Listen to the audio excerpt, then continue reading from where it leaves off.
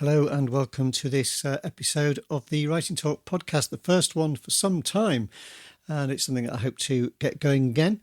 It is the 22nd of June 2023 as the time of recording this. I'm doing it in video as well, which may prove to be a terrible mistake, but anyway, we're doing it, seeing how that goes. I just wanted to talk today a bit about conferences, writing conferences, or writers' conferences might be a more accurate way of describing it, because I've just come back from Self-Publishing Show Live 2023, a really superb conference put together by the team at Self-Publishing Formula, so Mark Dawson, James Blatch, and their whole crew, of course. It must be a huge operation to put together. It's a very, very slick and a really good-sized conference full of masses of content. So if you've ever been to one of these things, if you've been to a 20 Books event or one of the others that are going around, one of the major ones, there are lots I haven't been to, but I've been to all the self-publishing shows since the first one, and I've been to 20 Books London back in the day, which was my first one and quite an experience, and I have the lanyards to prove it. But they're very interesting things, and they are full of ideas and inspirational stories from all kinds of writers at all kinds of stages in their careers, people doing all kinds of wonderful things. And I think most people would agree that one of the most valuable things about them is the networking that you do in between, the friends you make, the people you meet, the contacts you can make. It's not kind of so much about, well, it might be to you, but I don't think the way to get value out of it is to think of, I might make business type contacts and see what I can get out of them, but just really just to show your face and to see what you can offer to other people as well, and just show your appreciation to people. So it's always good to give before you try and get anything in return, I think. So just to be able to go up and talk to people, maybe offer help to people, or a kind word or whatever. It's that, to me, is what it's all about.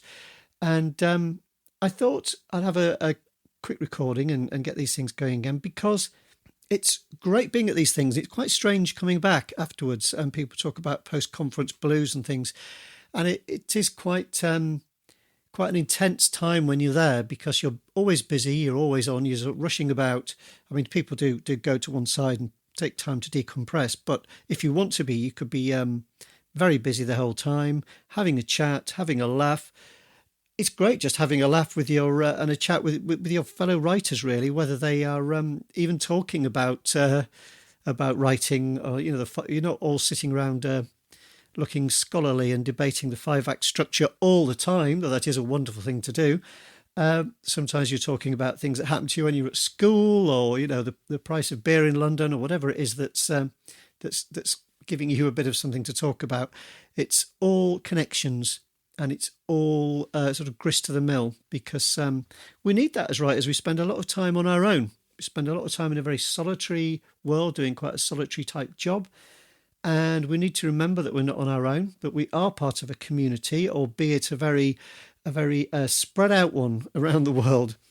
We're certainly a disparate crowd, and we are an international, we're a global community, and that's something to be enjoyed and to be celebrated, and to see what you can contribute to that in any small way. I think anything you can do to make it happen, and to make it a vibrant and fun and inclusive and value-driven place to be is wonderful. Because if we all do our little bit, then that all helps to build the community, to make it strong, to make it vibrant, to keep it changing, to keep it on the cutting edge of things, because we are. I really do feel that. I really believe that. And it's not just a question of belief. Belief is wonderful, and it's an important thing to have, but I see evidence of it everywhere. I see people doing new things, new websites, new services, new business models, new attitudes, new ways of thinking, new developments. It just keeps going. So I've been sort of tapping away at this business for quite a while now, and I tried to think about when I first started in my own small way, just writing part-time when the kids were small, and probably like many of you, you had other commitments, and you're just trying to grab those times when you think, great, I've got half an hour or an hour, then you get something out. And me, it was paper and pen, because I'm not sure if I even had a laptop back then, but it was a question of, it had to be that quick. grab the pen and the paper. That was all I needed. I could do it anywhere. I could sit in the garden if necessary, and I'd scribble away as if my life depended on it, getting those words down, because that's what we've got to do. So bearing all that in mind, I thought we'd have a bit of a chat about what comes afterwards and about what we do. Because when you come away, you can feel a bit overwhelmed. You can feel, as I did as I was on the train last night, I was kind of buzzing. My mind was whirling with ideas, and I kind of ended up just falling asleep for a minute. I think that awful thing when you kind of crash out sitting up and you go, oh, I've been asleep in a public place. Oh dear, how embarrassing. But I think we need a bit of time to take a step back, because it's a bit like if you inherit some money or something, or you have a big life-changing event, and people say to you, it's often commonly given advice, they say, don't make any sudden decisions for a little while. Just hold off for a bit, have a think. And I think that's quite a good thing to do, because if you come out of it with a huge to-do list, or you have this burning desire to do something, you might want to jump in with both feet. And heaven knows I've been there. I'm very much somebody who can go like a bull at a gate at times, and I've been known to go and set things up and then realise later on that I haven't got the bandwidth or to follow it through. For instance, or you can suddenly decide on a sudden change of direction. You might feel really inspired to do something. But the better decisions that I've made in my author career have been the ones that didn't take days, but they probably took weeks. So shifting from science fiction and other stuff into writing the mysteries. So I wrote the Devonshire Mysteries, and that is where I've been kind of building a much more sustainable career in that area. And for you, it might be something else. It might be something else that you want to change, you want to take a step up in your author career, something that's going to be a long-term project. I would advise you just to take a little bit of time with it and really think it through. Let it sit with you for a bit, sleep on it for some time. Not necessarily just ask somebody else, because other opinions are very easily given. You might say, oh, do you think I should do this? And they say, yeah, go for it. What's to lose, But that might be great. It might be what you want to hear at that time. But do just take your time. So I would say, first things first, thinking about what the wonderful Mark Recklow said in his fantastic presentation, a practice I want to take forward is to think of things to be grateful for each day. And I must admit, you see these things all over the place. So you see them on, Instagram and the other social media and things, people doing their little gratitude journals. And you kind of think, oh, yeah, this is all very nice and everything, but, it's not for me. But Mark Recklow has done his research, and he knows his stuff. And he showed us that this actually externalizing feelings of specific gratefulness, gratitude for specific things will make you feel happier and be good for your well-being, and that turns you into a stronger person, a stronger writer, more productive, better person to be around, I suspect. So yeah, maybe just first off, take a little time, get a piece of paper or a notepad or something, grab a pen or a pencil and jot down not so much what you're going to take away from the conference, but what you felt grateful for. Was there some little thing that just made you feel grateful? And it could be something as simple as, you found a really nice place to sit by the Thames and drink a cappuccino, or it might be a little moment you had where you're just taking it all in and enjoying the ambience of being there. Or perhaps it was a new friend or an old friend or an acquaintance that you renewed, or a new person you met. Really just take the time to just think, yeah, I'm really grateful that happened. I'm really grateful for that moment. I mean, I had a strange thing to people who've known me for a long time. I've not really been a person who's been into fitness and so on, and sport was never a great thing for me. But I've recently taken up running because I sort of got into this realization that you need to use it or lose it, and it's very important to look after yourself as you get older as well. I mean, I'm in my 50s, but I want to get fitter and stronger as I grow older, not fall apart, which I think was what was happening to me doing a sedentary task like this day in and day out. And I thought, no, there's no reason why I can't get fitter and stronger as I get older. It doesn't have to be that I'm going to, have bits drop off me as I go along. I'm going to turn that around.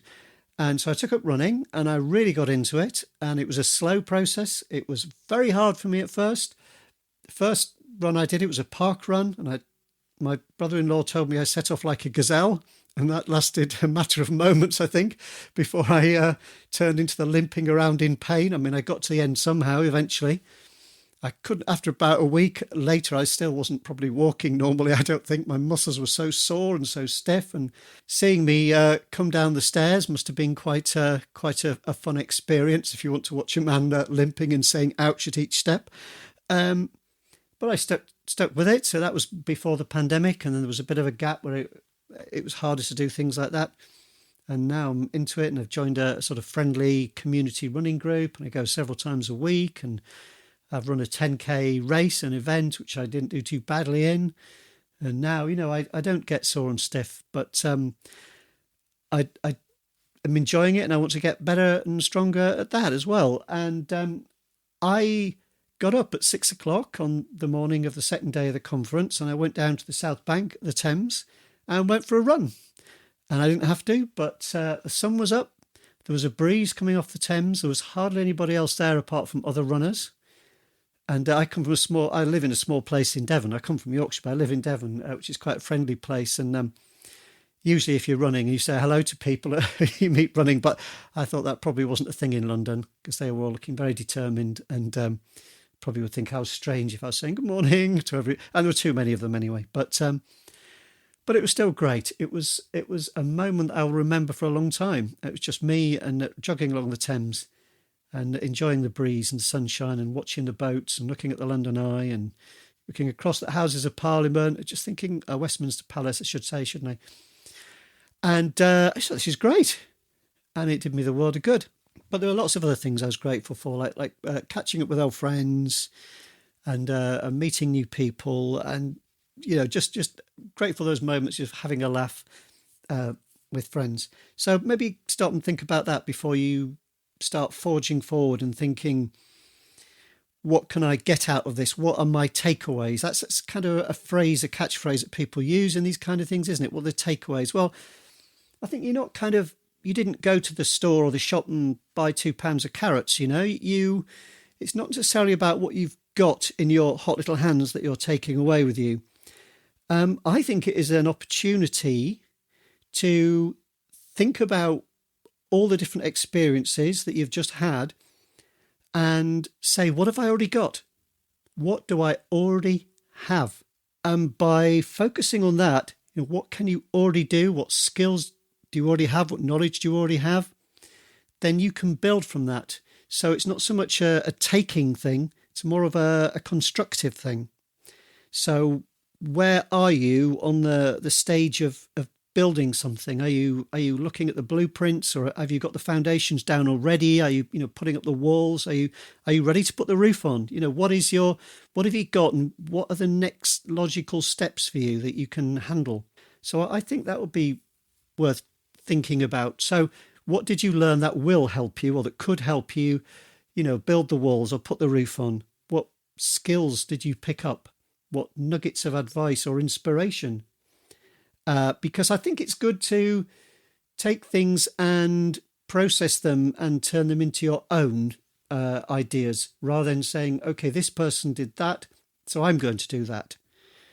I would strip it back a little bit and think, okay, let's see what that person did. And that's another thing that Mark Recklow said. Look at the successful people, look at the people who are way above you, look at the people who are just slightly above you in their progress. But don't just necessarily copy it, but strip it back a little bit and say, what was the important thing? Was it the tool that they used, or was it the process that they employed?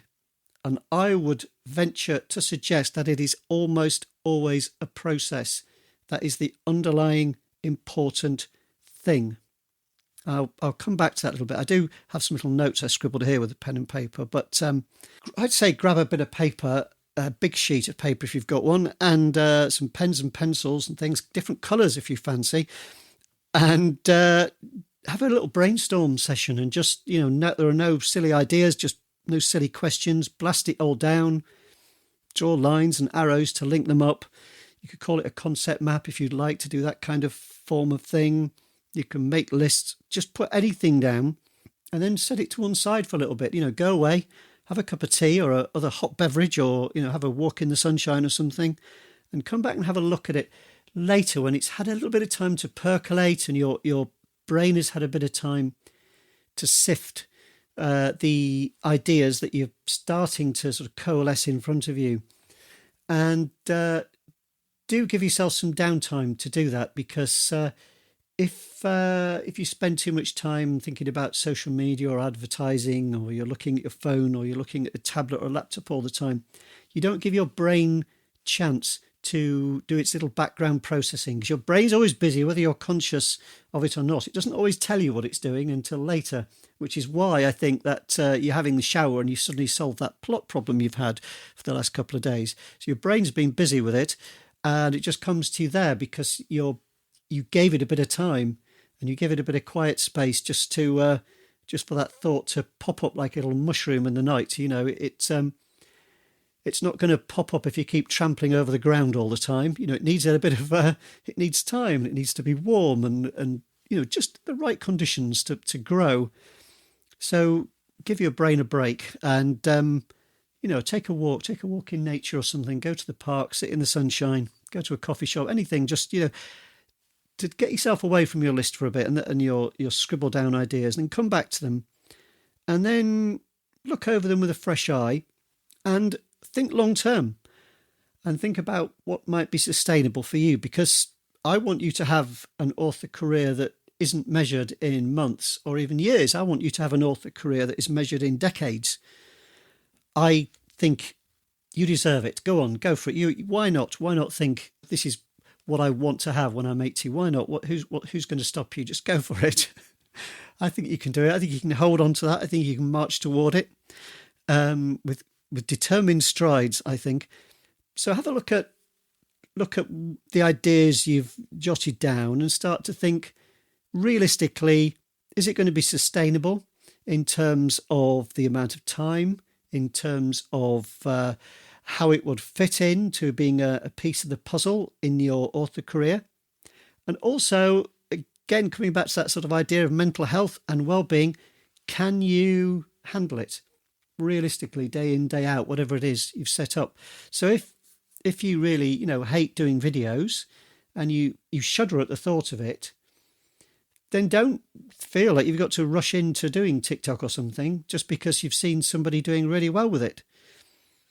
And again, I'll come back to this in a minute. This idea of process, I think it underlies everything.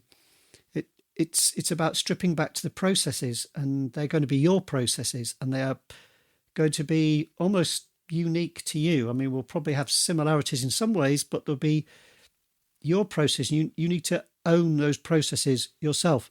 So what can you keep going over those years and decades in a way that will be productive? It will be efficient. It will be time efficient. It will make you feel good. It will be positive for you. It will be encouraging for you. It will be something that you can build on. And whatever it is, if you fancy it and you've not done it before, doesn't mean to say you can't be great at it.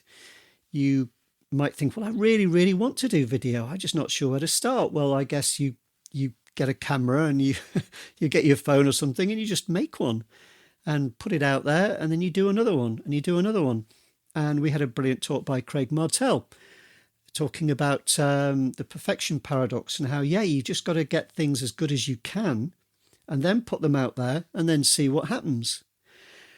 And that's not just about your first book. It applies to your first book, but it applies to all of them, because the perfection paradox can strike you with your 21st book. If you can imagine that, you might think, well, I've just got a huge readership, invested really heavily in the first 20. What if the 21st doesn't measure up? People talk about the difficult second album for musicians, and the pressure can be there. There's a TED talk somewhere by her name has escaped me, somebody Gilbert, I think, who wrote the Eat, Pray, Love thing. And she did a talk about how that pressure of having a successful book was difficult for her in doing a follow-up. So it affects all kinds of people in all kinds of ways. But, ask a musician, what's the great thing to do that will make you a better musician if you want to play a guitar or something? And they'll probably say, well, the real secret is to go out and do some busking or go and, do a little concert at your local pub. And then you soon find out how you're doing and what people like and what you can do better and, build up from there. And just as musicians go gigging to build up their chops, we put books out, we put content out. I don't really like that word, but we create new materials of one kind or another. We put stuff into the world that wasn't there before. I really strongly believe that if you write some words and you put words into the world that weren't there before in that particular combination, then you're a writer and you are doing your job. And you just got to keep doing that. You just keep putting stuff out there that wasn't there before. So think about that in terms of how it all fits together when you're looking at your ideas. Try and see things that align. There's a term, alignment, which I think is quite a useful one to keep in mind. So, for instance, if your audience probably aren't the kind of people who look on TikTok, then you might be wasting your time producing TikTok content for them, I would suggest. And vice versa. If you think that's where they all are, then that's where you've got to go to find them and to say hello to them. So try and get things that match up and try and get things that fit and that you can do easily. So I like to share photos. I've always enjoyed, for a long time, I've enjoyed taking photos. We've all got really good cameras on our phones these days. I always have my phone with me. I also have to walk the dog every day. So it's very easy for me to take some snaps of the beautiful Devonshire countryside where I am, because that's something that's kind of baked into my everyday routine. My stories are set in Devonshire, in Devon, I should call its proper name, Devon, in the real Devonshire countryside. So it all aligns. So for me, those photos fit. I can use them in my newsletter. I can use them on my website, on Facebook, on Instagram. I can tweet them. So that quick act of taking my phone with me on a dog walk I was doing anyway. How long does it take to take a picture? Click. I try and frame it nicely and compose it and expose it. And I do a few seconds on it. And then it does a lot of work for me. And in my newsletter, the one feedback I always get from people is something like this: oh, what a beautiful place. You're so lucky to live there. I love your photos. Thank you for the photos. I have so many comments about the photos. So for me, that all aligns. I could do something much more complicated. I could be making videos, but I'm not sure that would get me any more. It would take me a lot more effort, and I think I'd get a lot less return. So for me, that has become part of what I do, and it aligns nicely. And people say, well, I like the photos on the website or on the Instagram, wherever they find them, they say they like them.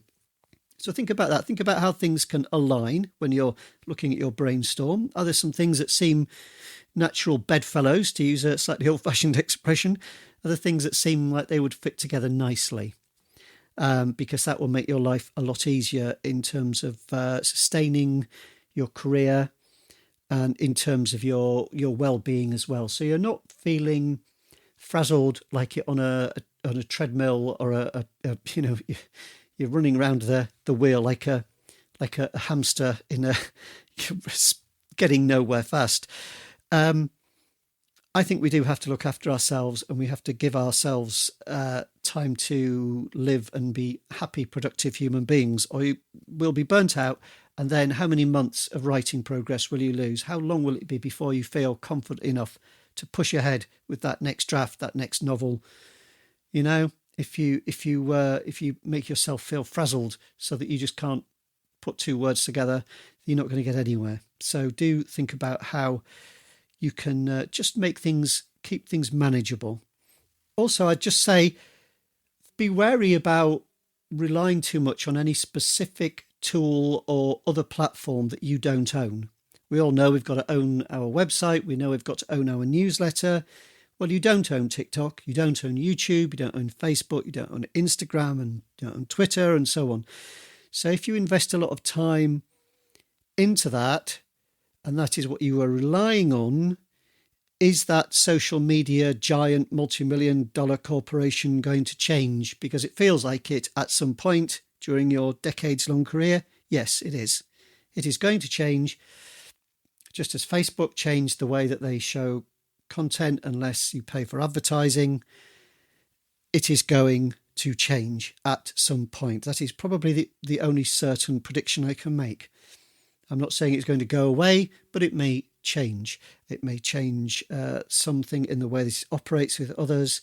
I mean, you've got to just look at Twitter to see what's going on there. Nobody's quite sure at the moment since it was sold. But even before then, I think it had changed a lot. Are other genres and subgenres and niches over time, are they going to go in cycles? Are they going to perhaps even disappear? If it's a very sort of hot and trendy niche now, will it be in the future?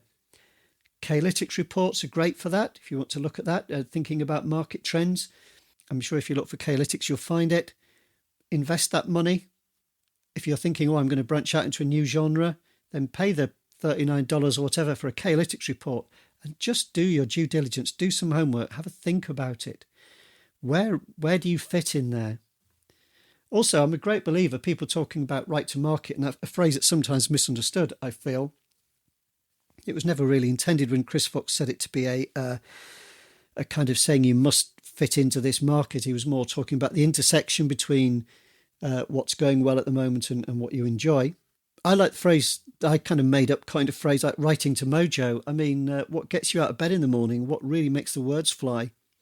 Because if you find that and you just love it and you can't wait to get to it each day, I'm sure you'd have bad days, even if, you absolutely love it. But on most days, you're just like raring to go with that genre and it's just your world, then that's great. And you are going to work faster. You're going to be more productive. You're going to be happier. Your readers will know that you are totally into what you are writing. That will come across in your interactions with them. And it will all be aligned. So think about that. Don't feel you've got to shoehorn yourself into something that doesn't work for you. If you don't love it, I'm not sure how easy it will be for you to really keep going at that long term. So don't force yourself into a box where you don't belong. I'd have a think about that. Do you really love it? I mean, with mysteries, I actually avoided it, writing it, because I loved it so much. I really didn't think I could measure up. I thought, well, I would just be an upstart. I haven't got the nerve to do that. I admire it all too much. It's special to me. I've got shelves full of the crime and mystery books. Some of my great early reading experiences, because there wasn't a lot of YA books when I was younger, were Agatha Christie and so on, and G.K. Chesterton and things like that. I was reading at quite a young age. And so it's all very special to me. I'm a huge fan of Sherlock Holmes. I've read all all those stories several times. So I thought there's no way I could do it. And part of my process was to eventually come around to, well, yeah, it is what I love. And hopefully that comes across. So think about, is it me? Does it fit? Does it align? It can be good to push out of your comfort zone if you're pushing towards something that you want even more. If you see what I mean, you might be happy where you are, but you want something, you just really value that next step, and it's something you really prize, and taking a step towards it is great. It's a bit like me with my running thing. It's if I hadn't done that first one, then I wouldn't have progressed. So I had to make that first disastrous run that absolutely exhausted me and made me look rather foolish and had people have members of my family laughing at me. But, I got through that step, and it was a necessary pain point. And because the underlying process was one of getting fitter, getting healthier. So stripping things back, what is the underlying principle? What can you whittle it down to? And if you believe in that, then the other steps will follow, and you'll also be ready for new opportunities. So if your goals are a little bit too vague, and it's all very well, you see somebody on stage and they've sold 6 million books, and you think, well, that's what I want to do. I want to sell 6 million books. Well, that's not really an underlying principle. That sort of rather an abstract goal. And yeah, you might be something you aspire to, but you need something a bit more concrete. And you might want to think back to your processes, not the tools, but the processes. And I jotted down, excuse me while I turn the page. What are the core processes of really what we do? I think there aren't that many. Saying writing seems a bit all-encompassing to me, so I like to talk about drafting. I mean, that is your number one process. Again, think about Craig Martell was saying, these books have got to be out there. If you haven't got them finished, you've got nothing to sell. You have nothing. You don't have a career because you don't have readers. You need that to happen, and you need it to happen a lot. That's what you're going to spend most of your time doing. So learn what works for you. Core process number one, drafting. Getting it down somehow, externalizing it. It's no good in your head. It's no good as a sort of a stack of notes somewhere. It needs to be building up into something a bit more coherent than that, even if it's not very good, and it probably won't be, especially if you're in early stages of your career.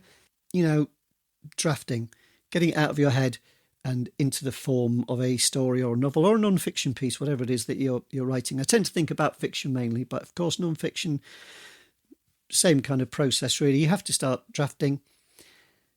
Later on, you've got your revising, what you've already done. You've got planning for new pieces, new scenes, new chapters. You've got research to do as well, perhaps, depending on what you're doing. And they kind of make up your writing process, your drafting, your revision, planning and research. And you might think that's a weird order to do them because surely you plan first. Well, I don't know, really. Again, you got to think about that perfection paradox. If you spend ages researching and planning and researching, you're probably not going to get very far with actual word count of words produced. I can't remember who said it. No plan survives first contact with the enemy. So you might spend ages doing a wonderful plan, but once you start your draft and you suddenly realise what you've got and where you're going, and you begin to know the characters, and you think, oh, well, he's not going to do that for a start. She's not going to do that. She's far too feisty for that. She's not going to take that line down, and your plan goes out the window. So don't make it too perfect. Those things can happen. They're background. They're secondary, very secondary tasks. Revision, planning and research. What are other core processes? Well, you've got to find readers. If you can't find them, they won't buy your book. And if they don't buy your book, you haven't got a career. And you have to give up and do something else. So stripping it back, finding readers. How you do that? What are the processes involved in that? Something that works for you, something that you can make work for you, something that aligns with your work practices, your personality, the subject, your audience. See if you can find something that matches up. Is it video? Is it taking pictures? Is it audio? What is it? What do your readers want? What do they like? What do they love? Even better. Where are they? You got to find them. How old are they? Are they mainly male, mainly female? Is it impossible to know? Can you do some research? Will a bit of a search through the various retailers, looking at the categories, seeing what's selling? Will that give you an idea? Could you read some of them?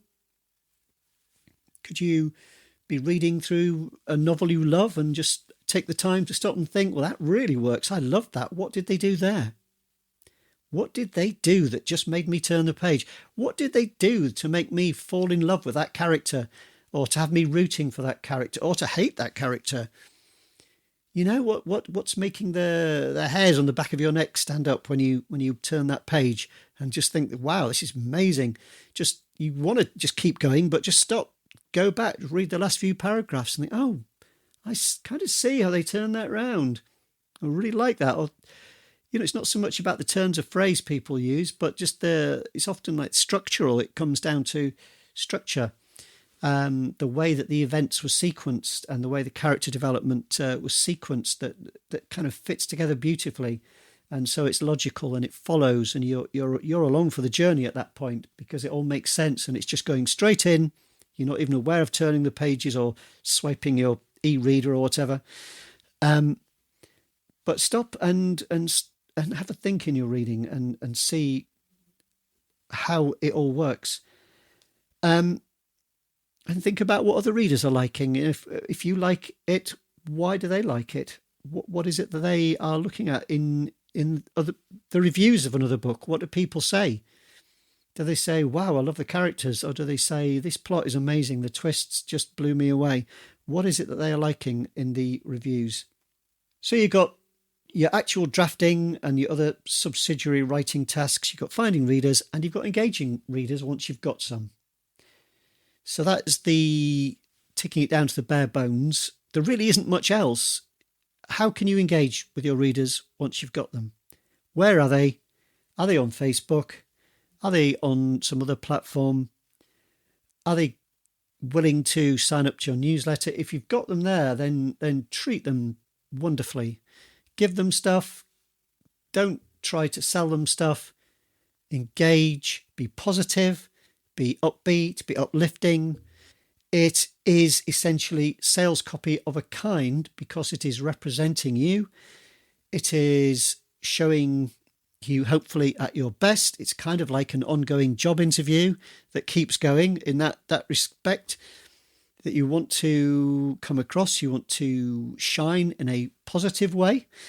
You want them to like you, and you don't want to be the kind of person that you think, gosh, I hope I don't get trapped in a lift with him, because all he does is whinge and whine and go on about the difficulties he's had with this, that and the other, or perhaps they moan about something or just go on endlessly about details that aren't particularly of interest to other people. You know the person who kind of we used to, in the old days, have holiday slides. Remember when people used to take loads of pictures and say, come round and see my holiday slides? Yeah, you might want to hear a funny story about that holiday, but you don't want to see pictures of the swimming pool. So what's engaging?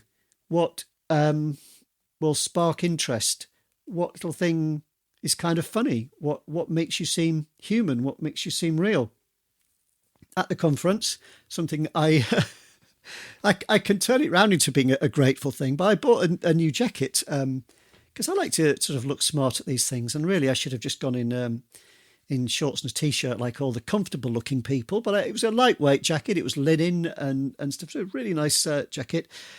And I saw Kevin Tomlinson, the legend of indie publishing and podcasting, and a representative at Drafter Digital and amongst any other things. And I believe he's now in the Writers Inc. podcast. And I thought, I really like Kevin. I'd like to go and say hello to him. And I used to listen to his Wordslinger podcast and watch it on YouTube. And I thought, I'm going to go and say hi. So I plucked up my courage and went over. And then things that I'd put in my pocket, like various freebies and business cards and other, started to rattle out because the bottom of the pocket had fallen out.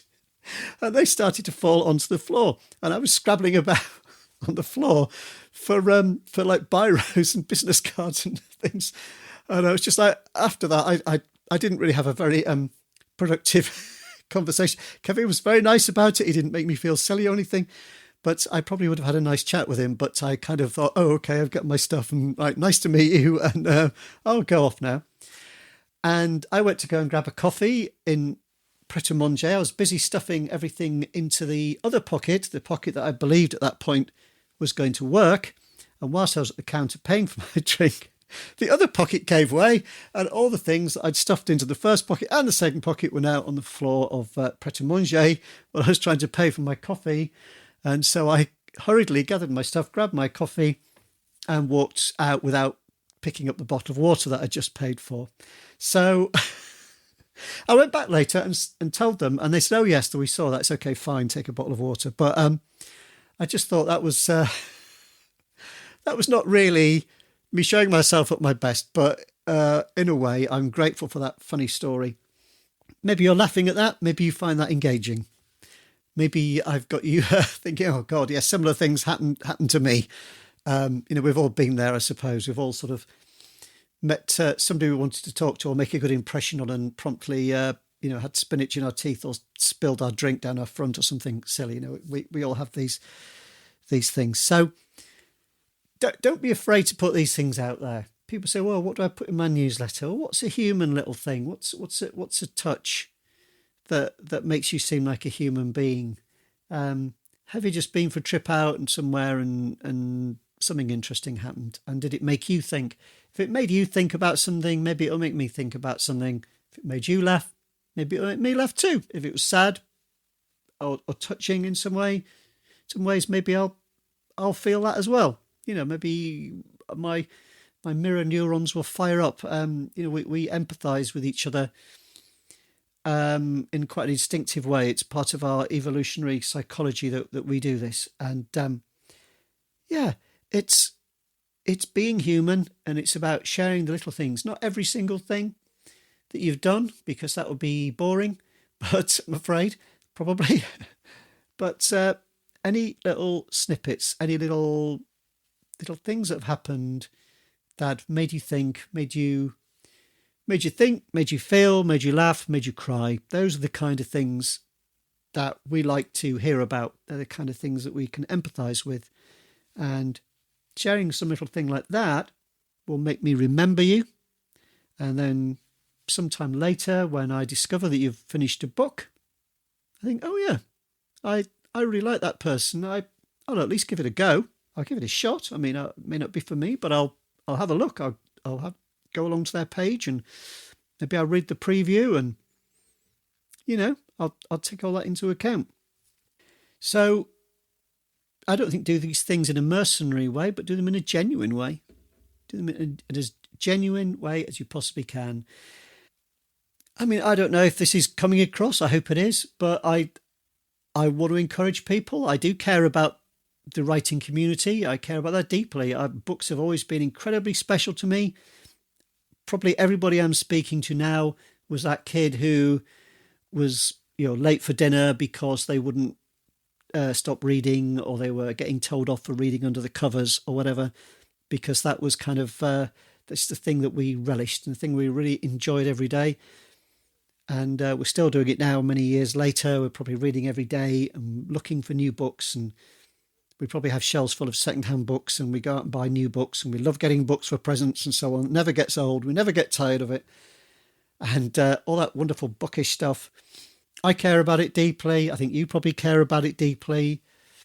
Where would we be without writers putting one word after another in a combination that no one's perhaps done in quite that way before, without taking a plot and putting a little twist on it and reimagining it, and giving us something that's got a beginning and a middle and an end, and has wonderful characters in, or perhaps is a life-changing piece of non-fiction that makes us sit up and appreciate, something like Mark Reclow's books. I'm going to go and look at his books. As soon as I finish this, I'm going to go and just see what else he's got out there and have a look, because his talk was great, engaging, uplifting. I feel like I know stuff about him now. He's been very supportive of me at a personal level, because he sponsored the SPF Foundation place, which really kick-started my career with the mysteries, which is going to go on forever. And it's a debt I owed him for a long time. And that sparked something which for me is going to last decades until I until they take the laptop from my cold dead hands. So that's a bit. But in other words, I'm not going to stop. You've got to keep going at things, and so I'm hoping all that I'm saying aligns. I hope it all makes sense. Have a think about it. Have a think about what will align for you, about what you can do with what you already have, and how you can build on what you already have. And if there are pieces missing, if you have a leaky bucket somewhere in your process, then fix the bucket before you move on. It's no good trying to put the roof on your house if the blueprints are all wrong, or the foundations are crooked, or don't try to get ahead of yourself. How many priority tasks can you actually handle at a time when you're building up and working on your processes?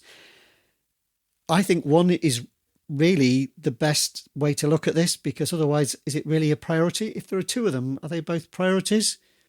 Shouldn't one, isn't priority thing you put first? Can you have two firsts? I think it actually literally means that's the thing you've got first. So at any one time, one priority, a few secondary tasks, which you can do when you've kind of had enough of writing for the day. Are there some secondary things that need working on? And a few, again, a handful of maintenance tasks. So that's maybe stuff you've already got going that you might need to check, or you might just check an ad you've set up or something. I would say that's a maintenance task, just checking the things that you kind of hope are okay. And are you going to look in on them once a day or once a week, something like that? Probably once a week is healthy for ads, otherwise you drive yourself a bit mad with that. So a secondary task might be setting up a new ad, a maintenance task might be just checking the ones that have been going for a while and just seeing if they're going okay. And in amongst all that, don't forget that downtime, that free time. I talked quite a bit about this earlier. You have to think about your mental health and well-being. Now, if creating videos and then responding to comments on those videos and looking at how many times it's been watched or shared or whatever, or stitched or whatever they want to call it these days, if that is going to be the thing that takes away from your quiet time, that the time that you actually need to become a healthy person and a better, more productive rider, if you're spending that time instead on Facebook or Twitter or Instagram or any of that kind of stuff, then I would question that. I really would. Because if you don't have those protected spaces for your brain to recover and sift through things, then you are not going to grow in the same way as a writer and as a creative and as a professional and as a decent human being who has positive, productive relationships with others, because we need time. We need time for family, friends, loved ones, pets. We need quiet times for ourselves. You might like meditation. That's a wonderful thing. There are loads of apps that are quite good that you can use for that. Or maybe it's time when you can do like a yoga session or an exercise session where you just switch your brain off. For me, I find running better than, I have done yoga. I quite like yoga. It's really great in lots and lots of ways. Great for strength and flexibility and all kinds of wonderful health and well-being benefits. But the sort of running's very simple. You go plod, plod, breathe, breathe, plod, plod, breathe, breathe. That's really all there is to it. One foot in front of the other. Breathe in, breathe out. There really isn't anything else. Whilst you're doing that, your brain will have a great time because it'll be getting lots of fresh blood flowing through it. It'll have lots of wonderful oxygen going to it, which it needs a lot of. And it will be there busily doing amazing stuff. And if you, I'm lucky here, I could do it kind of, I'm in nature at the same time. You know, a walk in the woods or something is a wonderful thing to do. Not on your phone, but just looking at the trees, looking at the ferns, nodding in the breeze and so on. Just amazing stuff. Just so good for you. And it's not, don't think of it as unproductive time, because your brain is very busy, your brain is very happy, and it's getting on with stuff. It doesn't feel the need to tell you about everything it does. You know, later on it'll say, okay, there's this, by the way, I'll make you aware of this when you're in the shower or cooking your dinner or something. It'll say, oh yeah, by the way, the butler did it or whatever. It'll just solve your problems for you. It's amazing how it can do that. And again, there is science to back this stuff up. You know, consciousness does actually follow afterthought. And much as we think we're in control of our thoughts through consciousness, consciousness actually occurs afterwards when our brain sees fit to let us know about some stuff that it's been dealing with. Wonderful and complex thing. So post-conference stuff. Gratitude. Stop and think about what was great about it and what you really love, what you feel grateful for. Blast ideas down. leave them for a bit, come back to them, think about your processes, think about what you've already got and what you can build on. Think about the pieces that are missing or the pieces that are, I don't want to say broken, but the things that aren't what they should be, because we probably all know we've all got those things. Don't necessarily slavishly copy other people or jump on the latest social media platform just because of this, that, and the other. Think about what you can do and think about it in terms of processes, and really drafting and the other writing processes, finding readers, engaging with readers. I can't think of anything much more to it than that. How you go about those will be something that you have to make work for you. So I'm not going to tell you how you should be doing those things. That would be rather presumptuous of me. I think you will find those ways and you will make it work. Now, just looking at the timer, and I have run away with myself a bit because I'm so excited about this stuff, and it is very, very long. So I'm sorry about that. But I hope that there is something there to make you think as you deal with your post-conference blues. You can turn it into a post-conference celebration of you, your career, your potential, your skills, your knowledge. You probably know more than you realise already. You probably can do more than you realise. Who knows what you're going to do for the rest of today? Who knows what you're going to do tomorrow, the day after, the week after? I think it's going to be great. I think, again, coming back to Mark Recklau, saying, oh, I believe in you all. Yeah, I believe in you too. I think you can do it because it can be done. And really, you don't need anything very fancy. A pencil and a piece of paper will do it. If that's what you've got, you can make do with it. If Shakespeare could do it with a quill, I'm sure you can do it with a modern computer. I think it'd be considerably easier. But make it work for you. Start where you are. Take a step. Take one after that. Learn. Develop. Go for it. So I will definitely sign off there. Thank you so much for listening. If you've listened all the way through, you're a wonderful person and you have my undying gratitude. You're obviously incredibly patient, and hope I haven't talked the hind legs off a donkey for too long. So take care, look after yourselves, and keep tapping the keys, and keep putting the words down. And while you're doing it, keep smiling. Thank you very much, and bye for now.